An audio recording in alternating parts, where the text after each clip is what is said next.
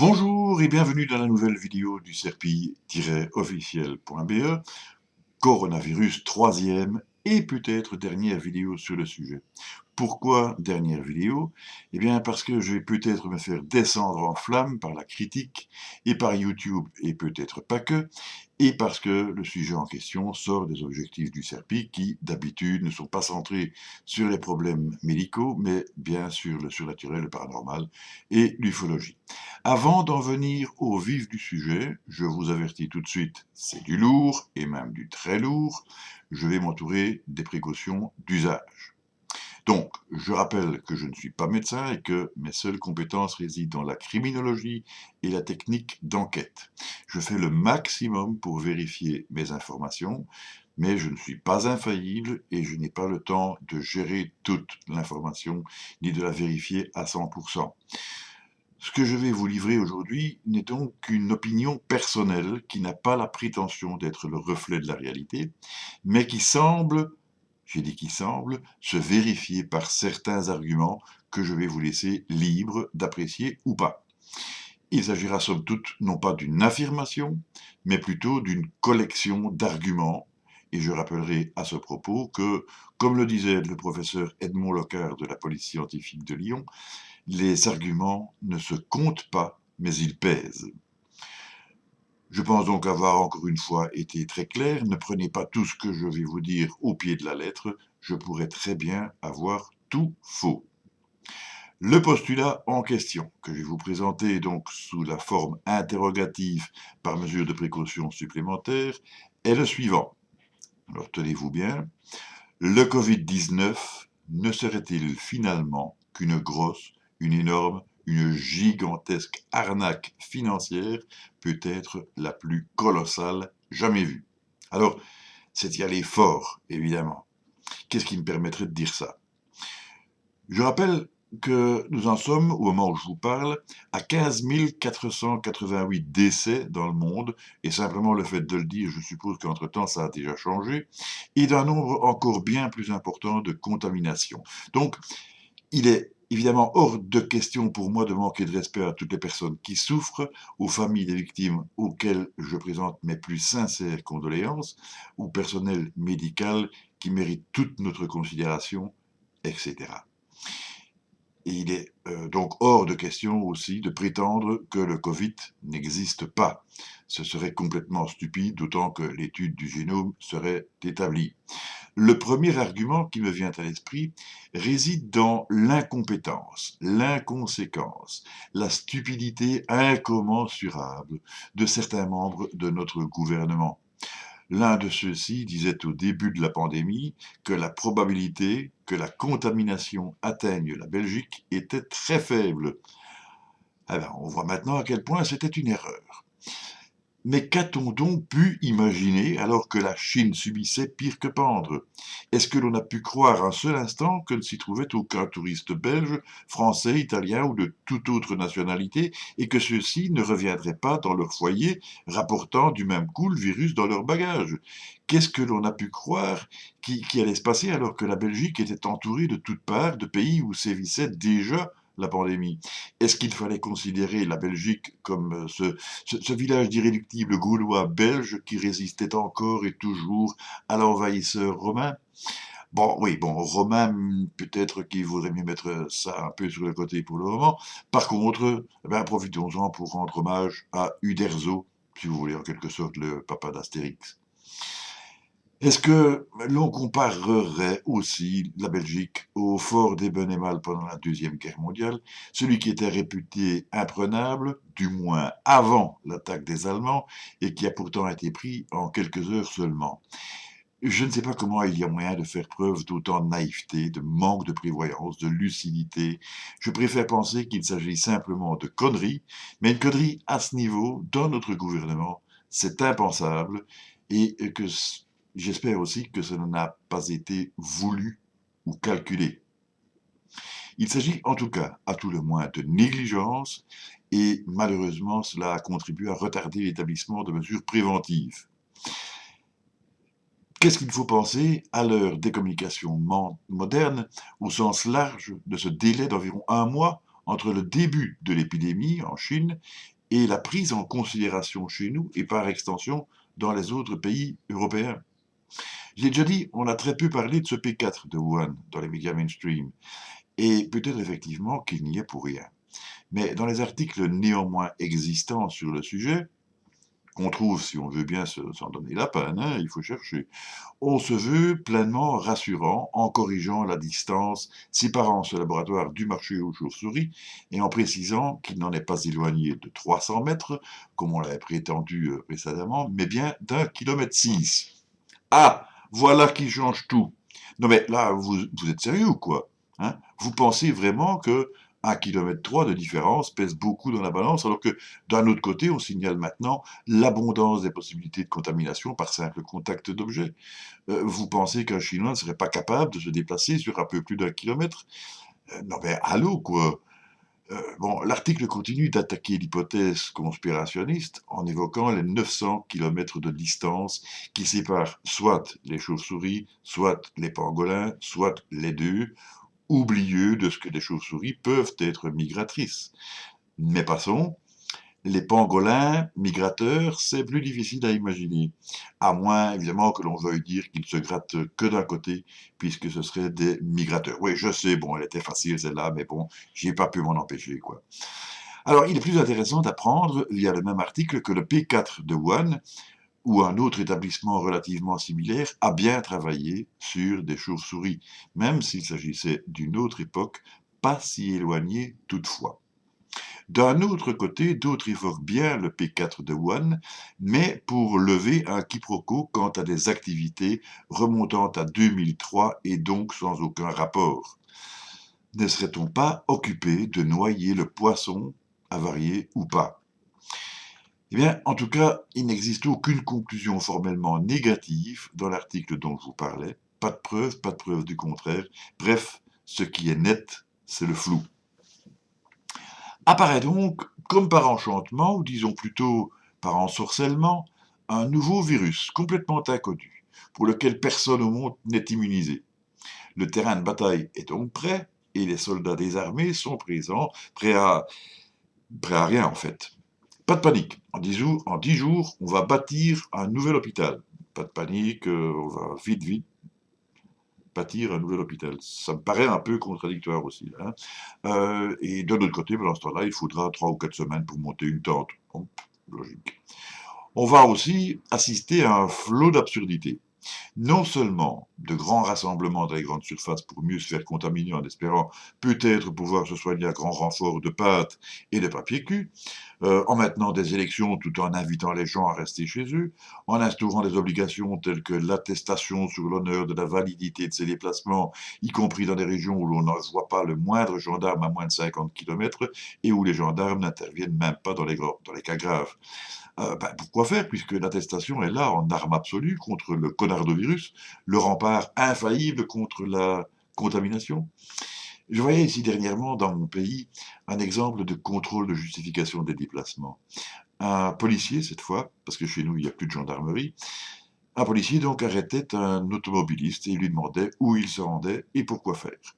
Ce dernier lui répondait simplement être chef d'entreprise et se rendre au travail. C'est bon, passez, sans autre forme de contrôle, sans rien vérifier. Bon, dans ce cas-là, moi je suis préposé à la Compagnie des eaux, en mission spéciale, afin de vérifier si l'argent s'écoule bien. Un autre automobiliste arrive et se fait arrêter aussi. Même question, réponse, je suis médecin. Évidemment, il passe. Le policier n'avait donc pas remarqué le caducée. Au fait, le médecin susceptible d'être contaminé, au même titre que tout le monde, et peut-être même plus encore, dans la circulation, se trouvant à nettement moins d'1,50 m, et donc capable de contaminer le policier, ou le policier de contaminer le médecin. Il y a quelque chose d'impensable dans ce geste, pourtant maintenant quotidien. Bon.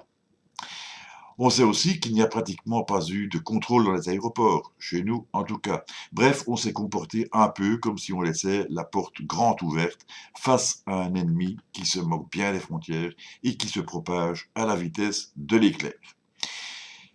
Il s'agit d'un virus dont les effets sont étonnamment, étrangement et peut-être opportunément semblables à ceux d'affections bénignes, le rhume ou la grippe.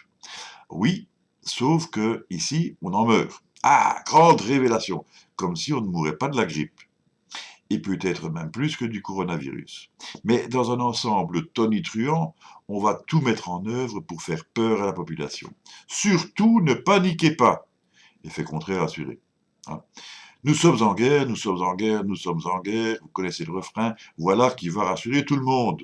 Nous sommes en guerre et chez nous, en Belgique, le palais royal a même déjà déployé le drapeau blanc, signe traditionnel de reddition, sauf que, en réalité, il s'agit de rendre hommage au personnel médical qui, disons-le bien sûr, le mérite amplement.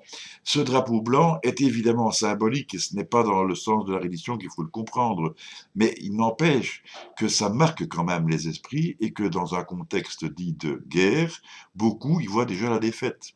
Dans un contexte de guerre un peu plus réel, celui-là, Recep Erdogan ouvre ses frontières aux migrants, c'est-à-dire en fait qu'il les libère pour que ces derniers viennent nous inonder. Il l'avait prévenu, et on le sait, il s'agissait d'une forme de chantage financier, une sorte de rançon. Alors, ou bien je n'ai rien compris à l'histoire, ou bien comment a-t-on pu négocier avec ce genre d'individus à propos d'éléments aussi importants que les masques? Je vous lis en tout cas un extrait du journal Le Soir, qui n'a rien de complotiste, en ligne. Euh, le titre c'est Coronavirus, après l'épisode des faux masques turcs, la Belgique cherche des alternatives. Une grosse commande publique de masques chirurgicaux était probablement une arnaque. Le SPF Santé se fait discret sur ce fiasco qui met les hôpitaux dos au mur. Maggie Debloc espère une livraison cette semaine et a gagné quelques heures de répit grâce à un don d'Alibaba. Mais de qui se moque-t-on? Le problème des masques me paraît justement aussi éloquent. Au début, pour venir en aide à la Chine, on envoie quantité de masques du côté de Wuhan. Après, on va s'en trouver dépourvu. Et après, quand ça ira mieux en Chine, celle-ci nous renverra l'ascenseur. Entre l'histoire de migrants et l'escroquerie turque, et cerise sur le gâteau, on apprendra presque en même temps qu'un un très grand nombre de masques ont été détruits l'année passée parce que périmés. Je vous lis ici l'article, cette fois-ci de la libre.be.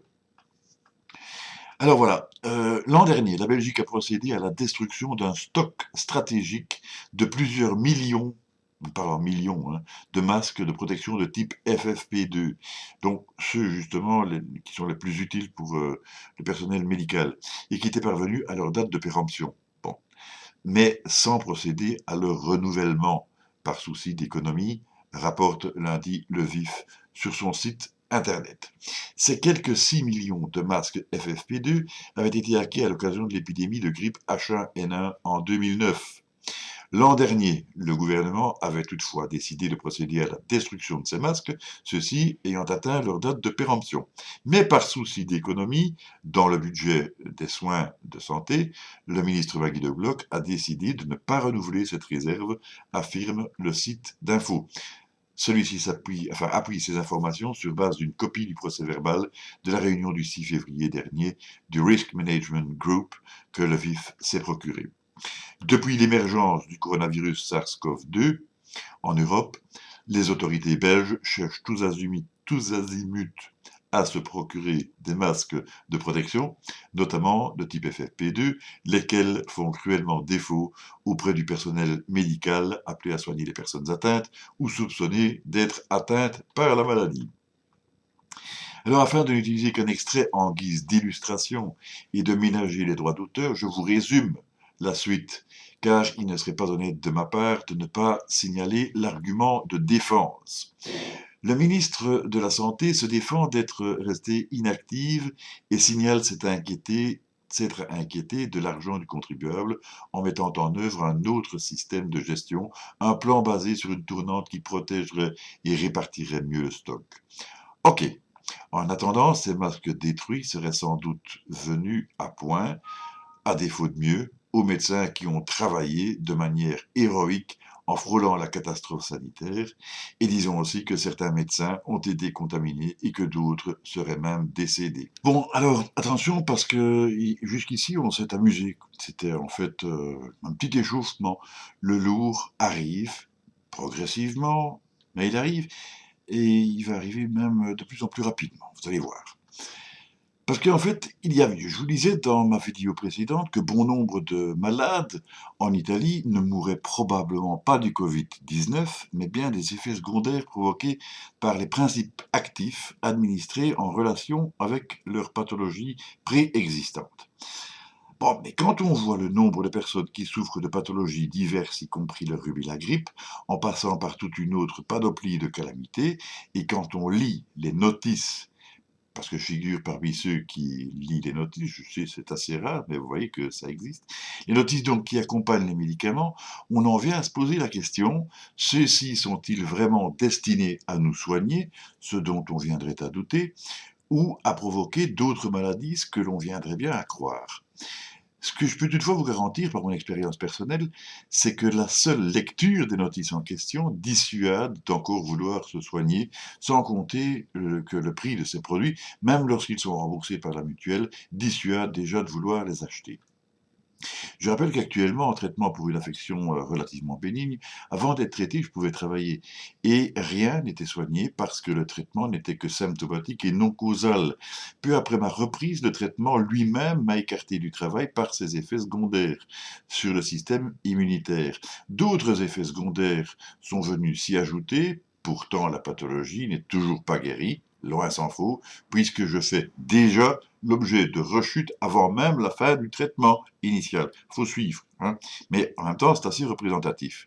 Comme vous pouvez donc le comprendre, j'en viens à me demander si les médicaments actuels sont encore réellement destinés à nous soigner ou à nous ruiner. Ça me coûte une fortune, mais je peux me réjouir, d'une certaine manière en tout cas, parce que la maladie aurait pu être grave. Dans ce cas-là, j'aurais intérêt à vite braquer l'une de nos banques avant que celle-ci s'effondre. Toujours à propos de médicaments, si vous avez déjà un certain âge, vous aurez sans doute remarqué comme moi que bon nombre de nos anciens remèdes qui fonctionnaient bien ont été retirés du marché et remplacés par d'autres, moins efficaces, mais plus chers. Et entre-temps, certains autres ont été retirés du marché en raison de leur dangerosité. Les choses commencent à coincer lorsque je constate que des zététiciens, des personnes dont je raffole surtout bien cuits avec des petits oignons, descendent en flammes le professeur Didier Raoult. Ils le trucident, ils le massacrent, le traitent de charlatan et sortent pour la circonstance leurs arguments favoris afin de mieux le décrier et de le décrédibiliser. Malheureusement pour lui, c'est vrai que le professeur Raoult n'a plus le look de ses 20 ans et par certains côtés, les mauvaises langues pourraient être tentées d'accorder quelques crédits aux propos de ses éthiciciens, à condition toutefois d'oublier que l'habit ne fait pas le moine, et ici je fais un petit clin d'œil à mon médecin traitant. Et puisque je parle de moine, qui fait référence à Eddie Mitchell, oui, bon d'accord, il faut un peu de culture musicale, on peut faire la transition avec Johnny Hallyday et cheveux longs et idées courtes, que l'on devrait adapter pour la circonstance en cheveux aussi longs que les idées. Voilà qui n'était pas venu à l'idée de Johnny. Oui, bon, ok, j'ai pas su faire mieux, il faudra s'en contenter. Seulement voilà, le professeur Raoult est bardé de diplômes, d'une liste de références favorables longue comme un ticket de caisse de course de fin d'année. Il a fait des articles dans des publications scientifiques, un comité de lecture, et il est à la base de l'hydroxychloroquine, j'ai réussi à le prononcer, un médicament initialement prévu pour soigner la malaria ou le paludisme, mais qui a donné de bons résultats dans le traitement du coronavirus. Quand je parle de bons résultats, il faut quand même un peu relativiser, je veux dire 75% sur une base de 25 patients, pour arrondir. Alors évidemment, on peut me dire que c'est pas l'idéal, et il y a des choses qui restent à vérifier, mais si l'on se base sur un nombre plus important, par exemple celui de 3000 morts, cela représenterait, le cas échéant, 2250 personnes guéries, disparition complète de la charge virale. Et il s'agit évidemment d'une extrapolation qui reste sujette à caution, nous sommes d'accord. Mais le cas échéant, ne vaudrait-elle pas mieux qu'un traitement qui provoquerait plus de dégâts que de bénéfices? On a tiré à boulet rouge contre le remède du docteur Raoult, ce monsieur a fait l'objet de pressions, d'insultes et même de menaces de mort. Est-ce donc ce à quoi ont droit les chercheurs qui apparemment du moins obtiennent quelques résultats? La situation actuelle me fait effectivement penser à une technique de guerre. Celle-ci ne consiste pas vraiment à tuer l'ennemi, mais bien à causer un maximum de blessures. Pourquoi? Parce que de cette manière, cela sature le service médical, cela occupe une bonne partie de l'armée, ça coûte cher, ça rend beaucoup de soldats non opérationnels et cela affaiblit notoirement l'adversaire. Sauf qu'en l'occurrence, l'adversaire, ce n'est plus vraiment le Covid-19, mais nous. Dans les bizarreries étonnamment étranges, je remarque à la lecture de Wikipédia ce qui suit et que je vous lis. L'hydroxychloroquine figure sur la liste des médicaments essentiels de l'Organisation mondiale de la santé, liste mise à jour en 2019. Et directement à la suite, l'ANSES a donné son accord pour son inscription dans la liste des substances vénéneuses en novembre 2019. Le seul médicament à usage humain composé de sulfate d'hydroxychloroquine, plaquenil, 200 mg en comprimé pelliculé, bénéficie d'une autorisation de mise sur le marché depuis le 27 mai 2004. L'interdiction à la vente libre, actée le 13 janvier 2020, est passée au journal officiel numéro 12 du 15 janvier. Il m'est difficile de penser que tout cela ne pue pas. Mais il y a pire encore, et qui renforce l'idée générale. J'ai fait récemment la connaissance d'un YouTuber qui présente la particularité d'être chef d'entreprise, travaillant dans des fournitures médicales, avec des hôpitaux comme clients, et donc connaissant déjà plutôt bien le sujet, au moins a priori. Ensuite, il s'agit d'un sujet alsacien ayant la double nationalité française et italienne, ce qui lui permet de se tenir au courant des situations respectives des deux régions particulièrement touchées par le Covid-19. J'estime que la référence n'est donc pas trop mauvaise, d'autant qu'il se base sur des documents que je vais vous montrer et qui n'émanent aucunement de sources complotistes. Vous allez voir que dans une région où les hôpitaux publics sont saturés, les médecins et les infirmières à bout de force, où l'on évacue les malades par avion vers d'autres destinations, à côté de cela, on trouve des hôpitaux ou cliniques privées dans lesquels les médecins et le reste du personnel hospitalier se tournent les pouces. Ils sont au chômage technique, à côté de lits vides, en disposant de tout le matériel nécessaire, alors qu'ils disposent de tout l'arsenal voulu, tout cela, parce qu'on ne leur renvoie pas de malades du Covid-19. C'est une blague, quoi. C'est une blague. Bon, je vais vous passer les images en question, récupérées par capture d'écran de la vidéo de Sylvano. Je le salue au passage, en précisant bien sûr qu'il ne s'agit pas d'un bête plagiat, mais plutôt d'un appui de ma part à une cause que je considère comme juste, ou plus exactement en réaction à ce qui apparaît bien comme un scandale.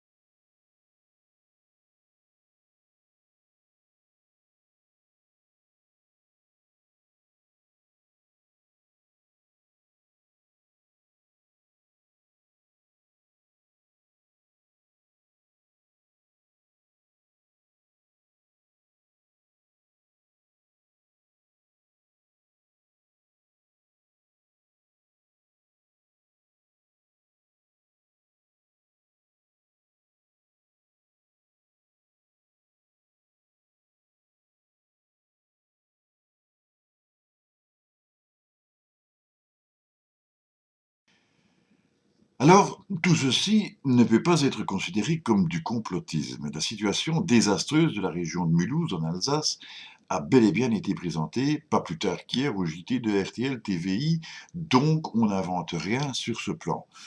Vous voyez aussi qu'il existe des témoignages qui confirment les faits. Comment expliquer cette situation paradoxale? Et paradoxale, c'est encore un euphémisme. Je vais encore mettre ce que je pense à la forme interrogative. Les hôpitaux publics en question ne subiraient-ils pas les dictats d'instances pharmaceutiques, probablement aussi contrôlées par l'État? S'il vous est déjà arrivé de vous faire hospitaliser, vous avez probablement vécu la même expérience que moi. Vous arrivez à l'hôpital et bien sûr, on vous demande ce que vous prenez comme médicament.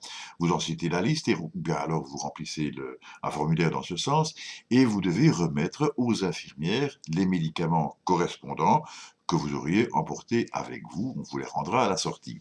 Pendant votre séjour à l'hôpital, vous recevrez les médicaments en question, les mêmes, sauf qu'au lieu des produits génériques que vous auriez achetés moins chers et que vous auriez emportés avec vous, vous recevrez ceux de marque, évidemment plus onéreux, parce que ça permet de vous faire contribuer à l'effort financier de la recherche. Du moins, est-ce le prétexte?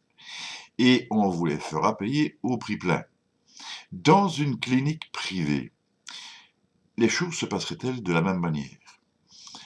Un hôpital privé ou une clinique privée, ne répondant pas aux mêmes impératifs que ses homologues publics, pourrait donc vous administrer un principe actif plus efficace, mais disons plus marginal, avec votre consentement éclairé s'entend, mais dans ce cas, par exemple, pour ce qui est de la chloroquine, des résultats positifs, des guérisons qui feraient l'objet d'une médiatisation correcte, ce serait du plus mauvais effet pour les laboratoires spécialisés qui entendent gagner des fortunes avec leurs produits contestables.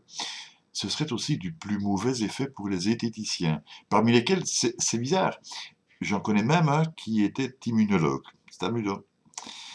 Il serait donc tout indiqué de stopper un remède déjà connu et éprouvé, dont on connaît déjà les effets secondaires, et qui se trouvait sur le marché depuis belle lurette, surtout s'il devait surgir un médicament miracle présenté comme la panacée universelle. Ça, c'est un pléonasme. Ça vous agace peut-être, hein, mes lunettes, mais bon, je préfère vous le signaler tout de suite, je suis obligé de les porter parce que, bon, à cause justement du traitement, j'ai aussi un petit problème de vue. Donc, j'ai déjà dit que l'apparition et la commercialisation soudaine et à brève échéance d'un tel produit serait hautement suspecte parce que cela semblerait relever d'une vaste manipulation financière. Parce qu'il faut normalement des mois avant d'en arriver là, le temps de procéder à tous les tests et que ceux-ci soient concluants, le temps de respecter toutes les formalités administratives, d'obtenir les autorisations et enfin de passer à la production et à la distribution. Seulement, on me dira que à situation exceptionnelle, mesure exceptionnelle, et que l'on pourrait donc se permettre des raccourcis, surtout si la santé publique est en cause. J'ai plutôt tendance à croire que lorsque des milliards d'euros sont en jeu, on trouvera bien le moyen de contourner ces fameux impératifs. Or, il semblerait bien qu'en Corée du Sud, des laboratoires Celltrion, pour ne pas les citer, auraient développé l'un de ces remèdes miracles. Et mon propos n'est pas de les accuser de quoi que ce soit, hein. Alors, évidemment, sur le principe de base, consistant à sauver les vies humaines, j'applaudis des deux mains, hein. Tant mieux, c'est une excellente nouvelle. Je peux bien sûr me tromper, mais avec tout le respect que je dois aux Sud-Coréens, contre lesquels je n'ai strictement rien, je veux bien reconnaître qu'ils ont de l'expérience, un autre système de la discipline, des facultés dont nous ne disposons pas, et que tout cela fasse la différence. Il n'empêche que ça fait curieusement penser au livre dont je vous parlais dans ma première vidéo sur le Codardovirus, Opération Hades de Robert Ludlum, un bouquin publié au début du siècle où il était bien question d'une vaste opération, une manipulation dictée par le pognon pour rester dans les termes en on, et même le P4 n'y faisait pas exception. Et justement, avant d'en terminer, je vais vous faire un petit résumé de la question. Vous allez voir comment tout s'articule. Or donc, on a un virus parfaitement inconnu au début, qui apparaît on ne sait trop comment, mais par hasard à côté d'un P4. Bon. L'épidémie se déclenche et ravage une bonne partie de la Chine. Nos gouvernements sont complètement dans le cirage, s'imaginent être miraculeusement à l'abri, et évidemment, ils se plantent. Mais il n'y a aucune raison de s'inquiéter, puisque les effets du virus sont très semblables à ceux d'un gros rhume ou d'une méchante grippe. Pas de quoi fouetter un chat, et en même temps, c'est bien pratique en matière de camouflage. Seulement voilà, les premiers cas se déclarent en Europe et à la suite un peu partout dans le monde, avec un nombre de contaminations et de décès qui s'envolent de manière croissante et exponentielle, tout en perdant de vue que la même maladie en temps normal cause tout autant de cas ou de décès, sinon même plus. Pour se faire ironique, on pourrait dire que les morts du Covid-19 sont plus morts que d'habitude, ce qui n'a évidemment pas de sens.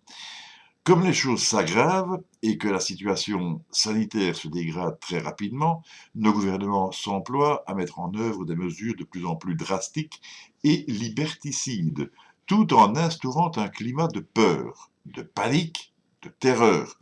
Tu parles, nous sommes en guerre, nous sommes en guerre, nous sommes en guerre, nous sommes en guerre, etc.